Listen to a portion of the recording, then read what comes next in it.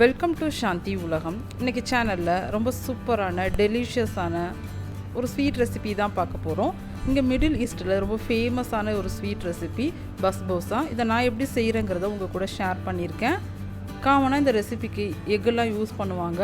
நான் egg use பண்ணாமல் தயிர் போட்டு செஞ்சுருக்கேன். இந்த ரெசிப்பியை வீட்டில் இருக்க பொருளை வச்சு சிம்பிளாக செய்யக்கூடிய இந்த ரெசிப்பியை எப்படி செய்யலாங்கிறத வீடியோக்குள்ளே போய்ட்டு பார்க்கலாம். அதுக்கு முன்னாடி என்னோடய சேனலில் நீங்கள் ஃபஸ்ட் டைம் பார்க்குறீங்கன்னா வீடியோ பார்த்துட்டு பிடிச்சிருந்தா லைக் பண்ணுங்கள், ஷேர் பண்ணுங்கள். சப்ஸ்கிரைப் பண்ணாதவங்க சப்ஸ்கிரைப் பண்ணிக்கோங்க. பக்கத்தில் இருக்க பெல் ஐக்கான் கிளிக் பண்ணிக்கோங்க. அப்போ நம்ம போடுற வீடியோ உடனுக்குடனே நோட்டிஃபிகேஷனில் வரும். வாங்க இந்த ரெசிபி எப்படி செய்யலான்னு பார்க்கலாம். இதை செய்யறதுக்கு நான் இன்றைக்கி ஒரு மிக்சிங் பவுலில் 1 கப் போல் ஃபைன் ரவா எடுத்து வச்சுருக்கேன். இது ரோஸ்ட் பண்ணது இல்லை, ப்ளைன் ரவா தான். 1 கப் ரவாவுக்கு 1 கப்பை விட கொஞ்சம் கம்மியாக நான் சுகர் எடுத்திருக்கேன். நம்ம திரும்பவும் சுகர் சிரப்லாம் யூஸ் பண்ணுறதால நான் 1 கப்பை விட கம்மியாக யூஸ் பண்ணியிருக்கேன். நீங்கள் ஈக்குவலாக எடுத்துக்கனாலும் எடுக்கலாம். அது ரொம்ப ஸ்வீட்னஸ் பிடிக்கும் அப்படின்னா கண்டிப்பாக எடுத்துக்கோங்க.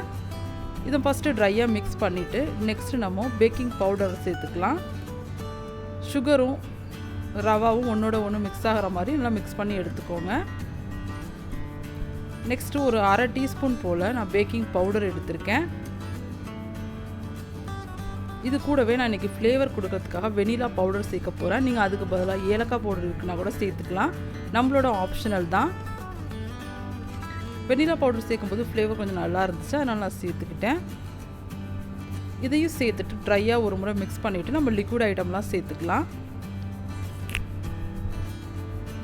நான் இன்றைக்கி ஒரு 1/2 கப்பை விட கொஞ்சம் கம்மியாக பட்டரை உருக்கி வச்சுருக்கேன். அதை சேர்த்துக்க போகிறேன்.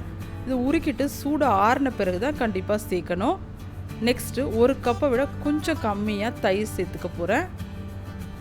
நம்ம சுகர் எந்த அளவுக்கு எடுத்தோமோ அந்த அளவுக்குன்னு வச்சுக்கோங்களேன். எல்லாத்தையும் சேர்த்து மிக்ஸ் பண்ணிக்கலாம். நெக்ஸ்ட்டு 1/2 கப் பால் இதுக்கு தேவைப்படுது. நம்ம அப்படியே ஃபுல்லாக சேர்க்கணுன்னு அவசியம் இல்லை. 1/2 கப்போட கொஞ்சம் கம்மியாக சேர்த்துக்கோங்க. மிக்ஸ் பண்ணிவிட்டு கன்சிஸ்டன்சி எப்படி இருக்குன்னு பார்த்துட்டு நம்ம திரும்பவும் சேர்த்துக்கலாம். இந்த ஸ்டேஜில் உங்களுக்கு பிடிக்கும் அப்படின்னா தயிரை சேர்க்காமல் அதுக்கு பதிலாக 2 முட்டை சேர்த்துட்டிங்க அப்படின்னா அதுவும் டேஸ்ட் சூப்பராக இருக்கும். ஃபஸ்ட்டு இதை கட்டி இல்லாமல் நல்லா மிக்ஸ் பண்ணி எடுத்துக்கோங்க. சேர்க்குற தயிர் புளிப்பு இல்லாமல் ஃப்ரெஷ்ஷாக இருக்கிற மாதிரி பார்த்துக்கோங்க. அப்படி இல்லைன்னா ரெசிபி நல்லா இருக்காது. அதுக்காக தான் முடிஞ்ச அளவுக்கு கட்டி இல்லாமல் நல்லா மிக்ஸ் பண்ணி எடுத்துக்கோங்க. கன்சிஸ்டன்சி ரொம்ப கெட்டியாக இருந்துச்சு அப்படின்னா இன்னும் கொஞ்சம் பால் சேர்த்துக்கோங்க. யூஸ் பண்ணுற பால் கண்டிப்பாக ரூம் டெம்பரேச்சரில் இருக்கணும், அதை பார்த்துக்கோங்க.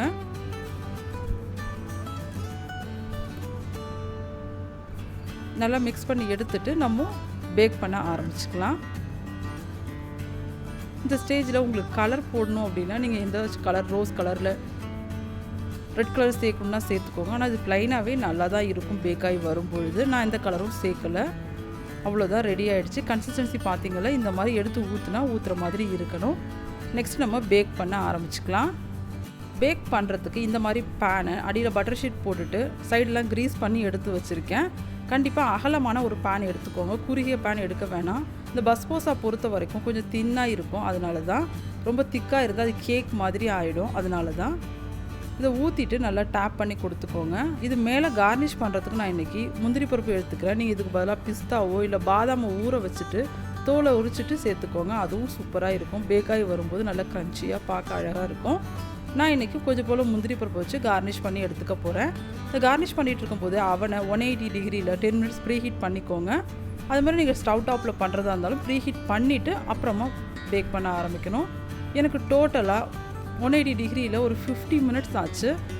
அதுக்கப்புறம் பார்க்கலாம் எப்படி இருக்குன்னு. பார்த்திங்களா, கலர் சூப்பராக மாறி வந்திருக்கு.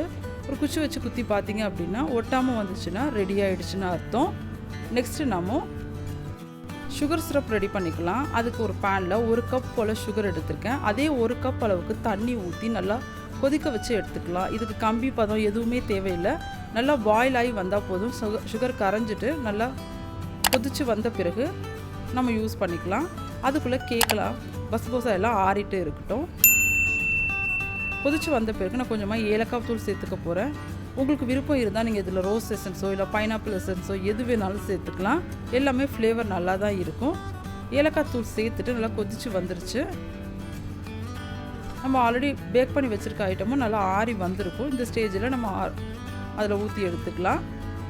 இதில் முக்கியமாக நீங்கள் கவனிக்க வேண்டியது ரெண்டுமே சூடாக இருக்கக்கூடாது. எனக்கு அந்த பேக் பண்ண ஐட்டம் நல்லா ஆறிடுச்சு, ஆனால் சுகர் சிரப் கொஞ்சம் சூடாக இருக்குது. நான் இதை ஊற்றி எடுத்துக்க போகிறேன். எல்லா பக்கமும் படுற மாதிரி நல்லா ஈவனாக ஸ்ப்ரெட் பண்ணி எடுத்துக்கோங்க. ஸ்ப்ரெட் பண்ணி எடுத்துகிட்டு ஒரு 1/2 அன் ஹவர் கழித்து கட் பண்ணிட்டு சர்வ் பண்ணிங்க அப்படின்னா சூப்பரான பஸ்போஸா ரெடியாக இருக்கும். நீங்களும் இதே மாதிரி ட்ரை பண்ணி பாருங்கள். வீட்டில் இருக்க பொருளை வச்சு ஈஸியாக செஞ்சிடலாம். பார்த்தீங்களா? சூப்பரான இந்த ரெசிபியை ட்ரை பண்ணி பார்த்துட்டு உங்களோட ஃபீட்பேக் கமெண்ட் பாக்ஸில் கொடுங்க. இந்த ரெசிபி பிடிச்சிருந்ததுன்னா லைக் பண்ணுங்கள், ஷேர் பண்ணுங்கள். ஒரு 1/2 அன் ஹவர் கழித்து அப்படியேவும் சர்வ் பண்ணலாம். ஃப்ரிட்ஜில் வச்சுட்டு சில்லுன்னு சர்வ் பண்ணாலும் சூப்பராக இருக்கும். கண்டிப்பாக ட்ரை பண்ணி பாருங்கள். எப்போவும் ஃபுல்லாக கேக் மாதிரி செஞ்சுருப்போம். நம்ம ரவை வச்சு சிம்பிளான இந்த ரெசிபியை கண்டிப்பாக ட்ரை பண்ணுங்கள். எல்லோரும் விரும்பி சாப்பிடுவாங்க. எல்லாருக்கும் பிடிச்சிருக்கும் கண்டிப்பாக. நெக்ஸ்ட் ஒரு இன்ட்ரெஸ்டிங்கான வீடியோவில் உங்களை மீட் பண்ணுறேன். தேங்க்ஸ் ஃபார் வாட்சிங்.